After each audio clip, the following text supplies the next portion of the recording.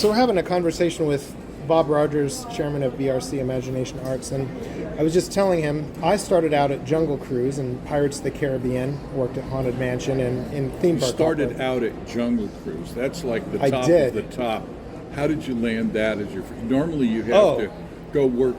It's a Small World and other things that are less desirable in order to work your way up. Yeah. So here's the prize of all time. Well, okay. So here's the story: is that I got rejected by the Disneyland College program. I flew from University of Colorado to Washington State to interview with my buddy, and I got the rejection letter 3 weeks later. They said there's either a fat packet or a thin envelope. And for Christmas I called and I said, do I have the envelope or the packet? They said, oh, you have the envelope. But I still hoped that maybe I would have the packet. So when I got back to college after Christmas break, I got the rejection letter, and I said, wait a minute, let me think about this. A bunch of kids just got rejection letter just like me, but someone's going to back out because someone's mom is going to tell them, no, you can't go. They're going to get a better job. So I started get a better offer, yeah. A better offer. So I started, because Southern California is a faraway place from someone from Idaho or Oregon or wherever you're from. So I started a letter writing campaign, and every week I would write them and say, hey, I still want this job. Please hire me. I'm great. I wasn't great. I was a college kid. I knew nothing. But I said, I want to work here. And the day after I gave up, I got a call from Bridget Lundquist, who was the daughter of Jack Lundquist. She was hiring for the college program. She said, how would you like to work on the Jungle Cruise? And I said, absolutely yes. Well, there must have been a self-confident bravado in those letters that they said, oh, I know where this works. Well, maybe. I don't know. You've got to be. Boy, that's a prize. What a great place to start. That's a great story. It's sort of like it's a perfect feedback loop for developing your sense of humor, because if you tell the same joke 20 times a day, it's more at Disneyland because you have an 8-minute ride versus a 15 or 12-minute ride. But if they don't laugh the first time and the second time you say it slightly different, then they laugh. You're like, okay, do it the second way. Sure. And so you learn your comedic timing that way. So, absolutely. Yeah. That's the whole thing with stand-up comedians say that they're working out, but just like they were going to the gym or something, when they're doing the same routine over and over and over again, and just the slightest difference in intonation or which word comes last, right, and that kind of thing, it can make all the difference in the world. So, and that's why comedians in the middle or end of their career are funny saying almost anything. Almost anything. And whereas the rest of us can tell a really funny joke and have it fail. Right, and what was really interesting was that sometimes you would say the same joke and it would be on autopilot, and then it would get unfunny for a while. And you'd say, well, wait, it worked the last 4 times. Yeah. These 2 times it hasn't. And you realize you just changed something so slightly. Or you would say you're on autopilot and you're really not into it. Right. Your brain is doing a grocery list or something. Yeah, absolutely. Yeah. And you would just try things because the audience would change. They didn't matter. So you would, and we're interviewing me about Jungle Cruise now, but they would change every 10 minutes. So at a certain point, the audience didn't matter. And so you're just trying things out. And eventually you get kind of your timing down and it works. That's an evergreen concept on every single level in our business. Really? That if you're designing an attraction for somebody, and you've designed hundreds of attractions. Similarly, if you aren't totally focused, totally giving it your best, really bringing your absolute best effort to everything you touch, then you go on autopilot. And we've all seen the designers who've done that. They've done 1 or 2 really great projects, and now they're just riding that reputation and not really putting in the work or putting in the focus and concentration. Yeah. And so that concept that you learned right there is something that applies to everything you're going to be doing for the rest of your career. Yeah. If you want a great career and if you really care about your audience and you care about your performance. Yeah. So to finish up the story, I got the job on Jungle Cruise and Pirates of the Caribbean, and then I was taking classes, and then during school I learned how to do CAD and different things. And so I got a job working at Richard Crane Productions, if you remember him, and then iTech, and then that translated into Universal Art and Design and Universal Creative, places like that. So it's been a pretty good journey out here in Orlando. Yep.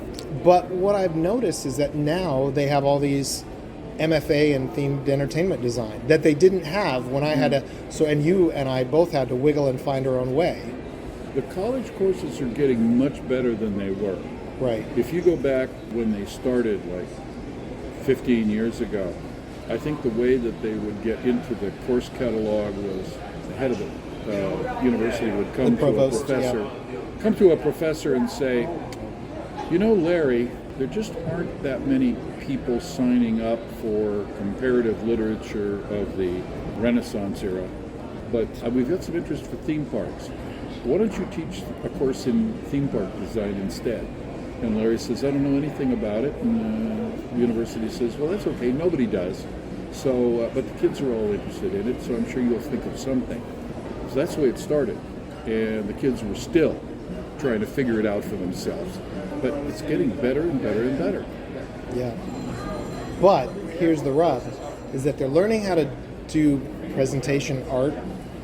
They're doing conceptual art. They're doing drafting. They're learning Maya, all the Adobe Creative Suite, all those things, but they don't know how people flow through spaces because they've never worked in attractions. And also they may not know how the money works. That And too. if the money doesn't work, neither's the attraction's not going to get built. Right.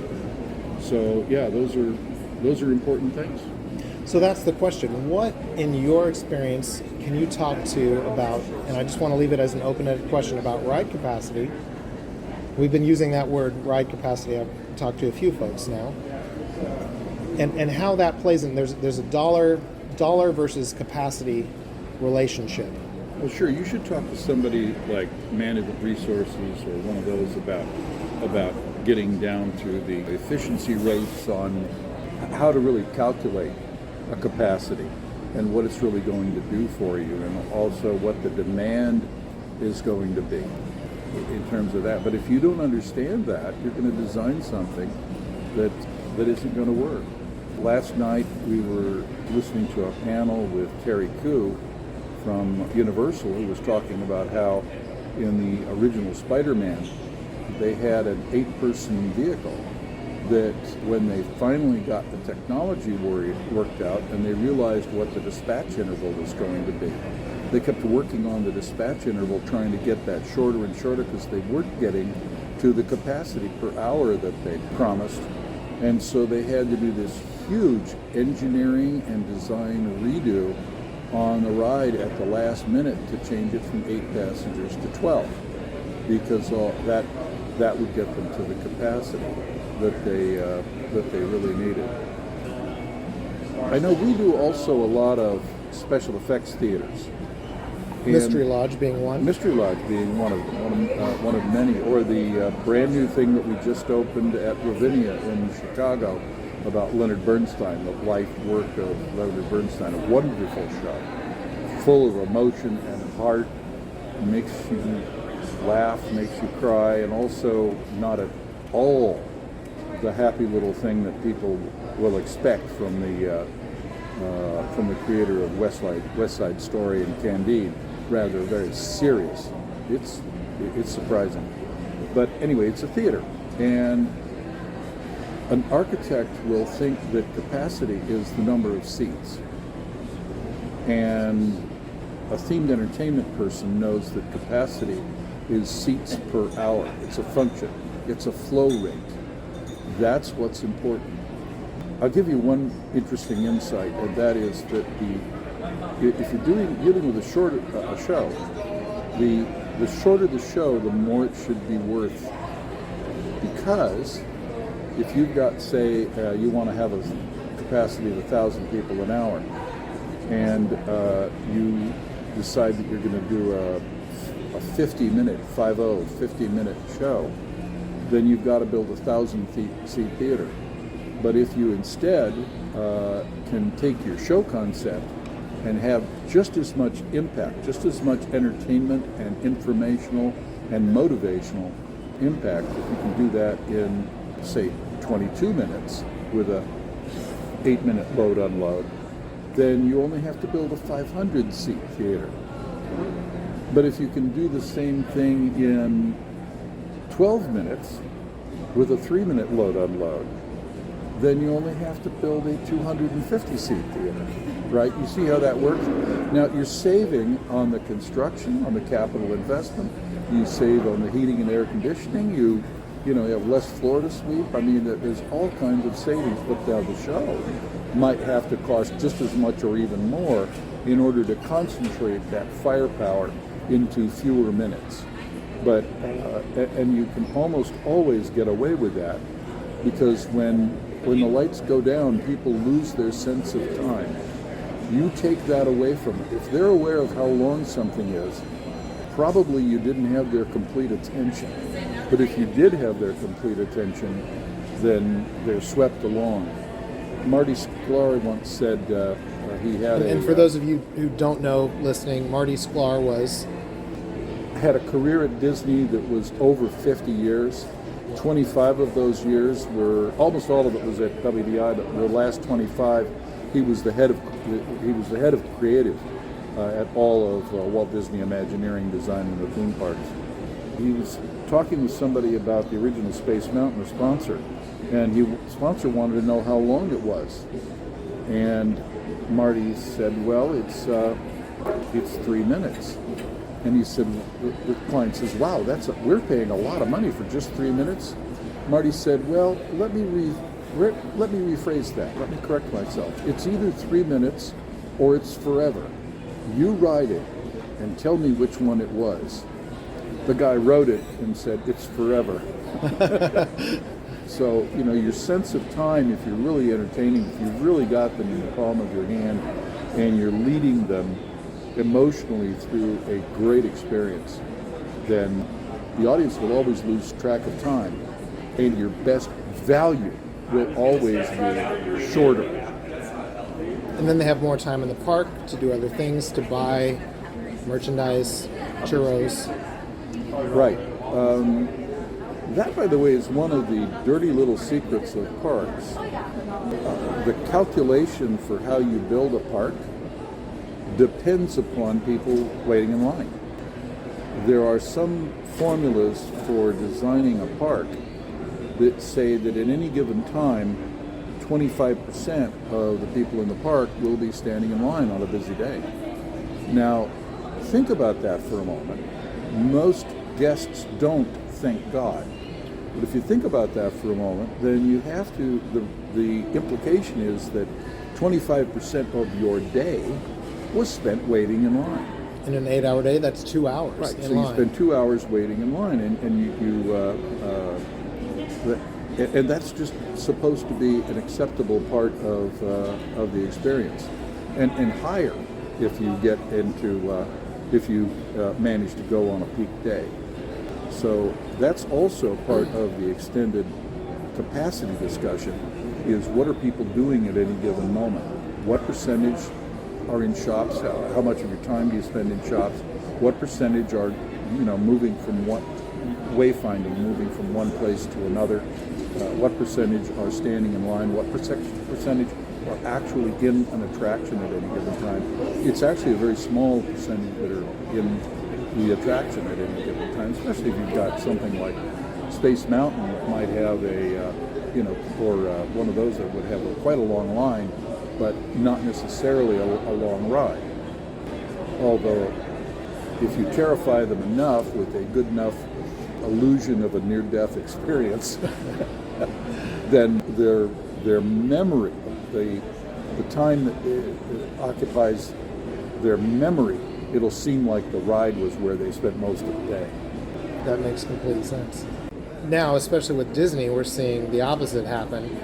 And that's that with these apps that control your day, essentially, you're getting you out of the line. And because of that, now the parks are they feel crowded. Well, that's of course because the original formulas for how to lay out a park assume 25% of the people are in line. If they're not, where the hell are they? Because the rest of the park wasn't built to take that traffic.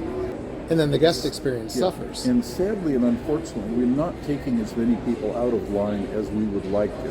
We would like to have nobody ever have to God bless the people trying to do the apps, but the apps don't work as well as we would all like them to.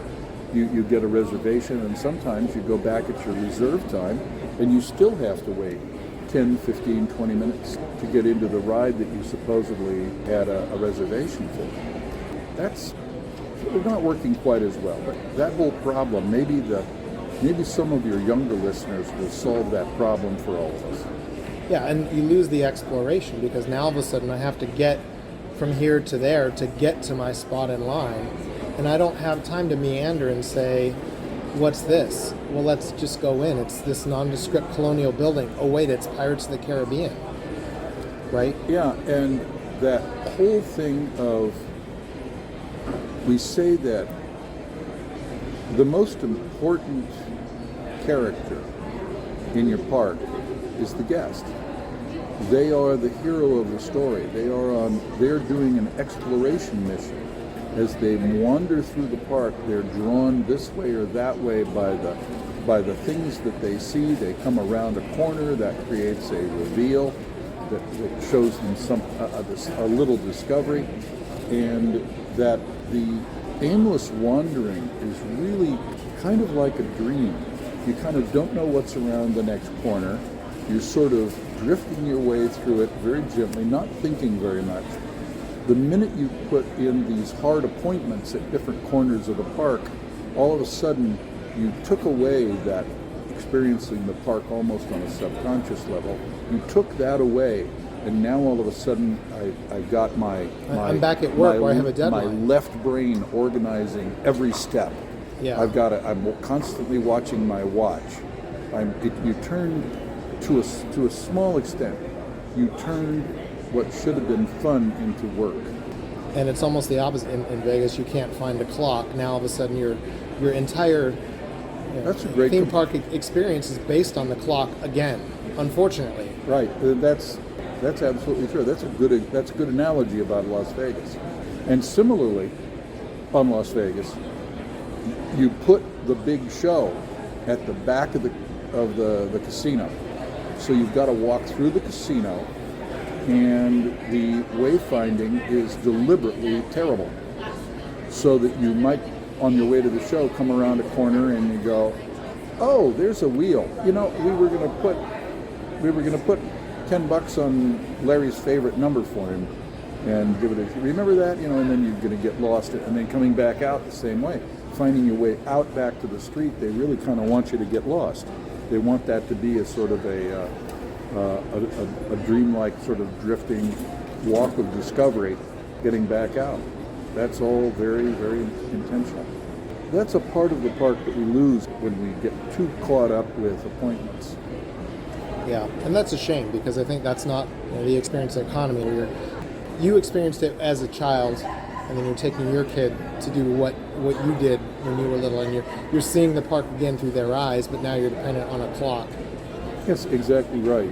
The parks that have a better ratio of in-park count to ride capacity, that have a better balance, they're more pleasant. For example, if I'm there on a light day, which I would try to be for any theme park, I go to Knott's Berry Farm and I come off the log ride with my kids, and they say, can we go again? And I said, no, wait a minute. We're at Knott's Berry Farm, not Disneyland. The wait is going to be 5 or 10 minutes. Yeah, we can go again. It's just a lot more, in some ways, it's a lot more fun. Disney's fault is that they've done a fabulous park, and so that's why it's a really great experience. But then that draws a lot of people. The other thing that a lot of younger people don't understand about capacity is that there's a capacity strategy across the whole park. If you start adding up the seats per hour of every single attraction in the park, and you add them up for every attraction, you come up with a total number of what you're able to serve, and now you look at what you are designing the park for in terms of a peak in-park count or something, and you can calculate how many attractions per hour the guests are capable of seeing. And a good a ride park like a Six Flags kind of, or a King's Dominion, one of those, might want 2 rides per hour. That would be great. Disney used to be about 1.3. As they get more elaborate, the design target is going down under 1. And if you're providing things like Rise of the Resistance, 1 per day would be, would be just absolutely fabulous and worth the price of admission. That is a great attraction. So, no preconceived notions about what that number should be. The better and more impactful the attractions, the fewer you can offer, and the shorter you should make them. But that capacity thing isn't just for a single ride. It extends to the entire park. And restaurants, too. And restaurants, and makes a huge difference. Yeah, when the Warner Brothers Park at Bottrop in Germany first opened up, there was a cultural miscalculation that it should be in all the textbooks. The designers assumed that the Germans would behave like Americans and fast food all day. And they put the right amount of seats in their restaurants for that. And quite differently, it's a different culture, it's a different set of expectations. The Germans would, all of them wanted to sit down for lunch at lunchtime, period. Not nosh gradually throughout the day. They also would plunk down, and this happened at Disneyland Paris as well, initially. The Europeans plunked down on a table, they stuck grandma at that table, they left all of their backpacks at that table, and used that table as a base for their adventures for the day, and that wasn't in anybody's calculations for how often they were going to turn over those tables. So that kind of goofed that up, and of course both parks responded by adding food service and serving areas, et cetera, et cetera. And I feel like with at least with the Disney parks, what they've done is they've raised the prices as high as they can go to get that crowd down. But yes and no, and that's another. You ought to come back and do another article about that issue. Are we with they have to raise the prices, because otherwise the parks are just being choked to death in their own success. So you raise the prices in order to help to regulate attendance. But now you're starting to, theme parks used to be for everybody. Everybody could afford to go to a theme park. It was one of the few things in our culture that united all of us. And gradually it's becoming an elitist thing. Only the upper middle class and very wealthy can afford to go to a theme park.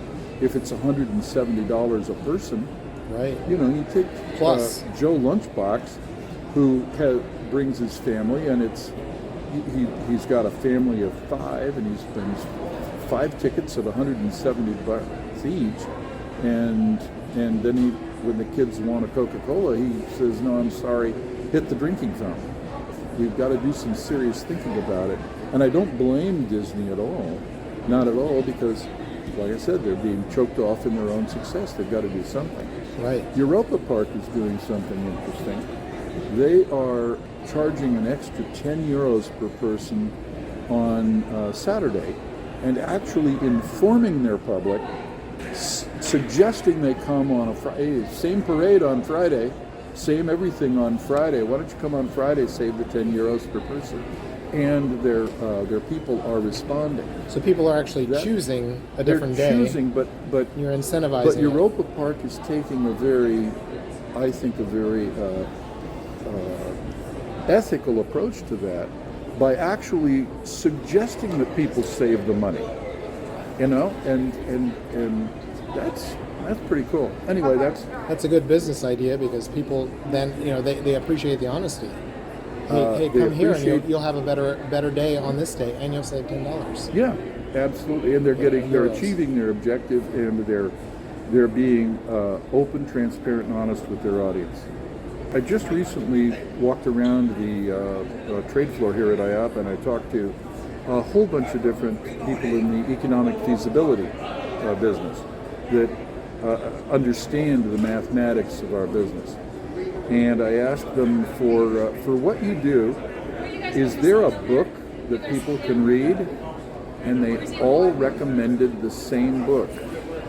And that was Walt's Revolution by the Numbers, written by Buzz Price, Harrison Buzz Price.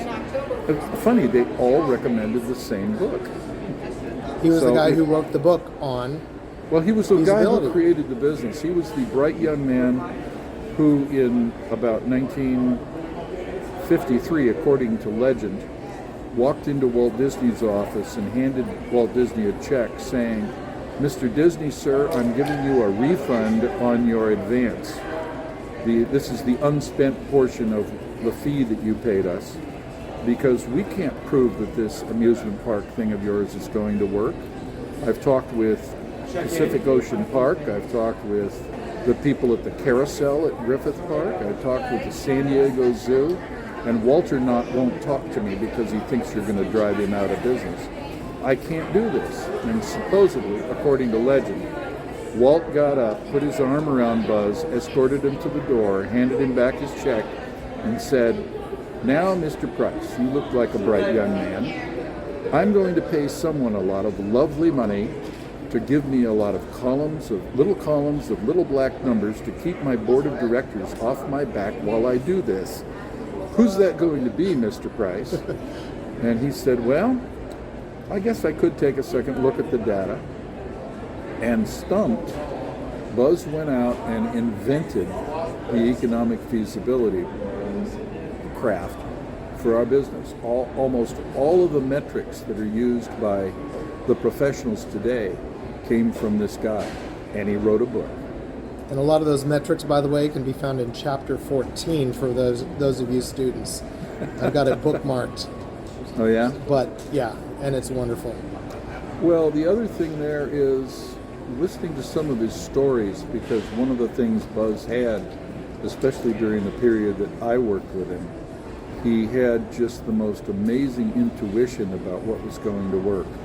He almost didn't need to look up the numbers. A lot of the numbers were in his head, but he had wonderful intuition, and that comes from the stories and the personalities. And many of those same personalities are with us. They have different names and different faces now. But funny how history doesn't repeat itself, but it rhymes. A lot of, especially young people, want to start designing attractions right away without understanding the arithmetic or the mathematics that holds them together and makes them buildable and sustainable. Somebody once said about this business, this is an easy business to get into and a very hard business to stay in. If you just learn how to create great attractions and don't understand the arithmetic that not only makes them work but makes them financeable and everything else, then you're going to be working for someone who does. Yeah, and I think there's that sort of mentality where I'm going to learn how to be a great artist, and then I can just forget all of that math stuff, and all of it kind of comes into play. Yeah, because you've got to understand your business. It is my first job in this business was over 50 years ago. I was a magician in the magic shop at Disneyland in California, and my job was to demonstrate the trick. That was the show part. And then while the visitor was still amazed, I would drag them over to the cash register and sell them the trick, the business part. Show, business. And without it, there wouldn't be a magic shop, and I wouldn't have had a job as a magician to start my career in this industry. And you spelled it out. At the end of the day, it is show business. Yeah, and there's nothing wrong with that. There's nothing wrong with that, because one of the things I learned at that magic shop that stuck with me all these years is when I first got there, I thought that they were coming there to find out how magical I was. And what they were really doing is they were coming there hoping to be able to find some magic in themselves. We were the magic shop, not the magic temple. And my job was to make them magical. So by the end of the summer, instead of showing off with how much I knew and how I could fool them, Instead, my job was to show them how to fool others and be magical in front of others, how to help them find that magic within themselves. And by extension, that's what all of us in this industry are trying to do, is to try to take our visitors and help them find some magic in themselves, have a great day, and walk away feeling wonderful about themselves, their family, the people they love that they came with, all of that. That's our job. That's a great life lesson. I think that's a perfect place to end. Thank you so much. Bob Rogers, everyone, from BRC Imagination Arts, has been talking to us about ride capacity and attraction capacity and creating great guest experiences.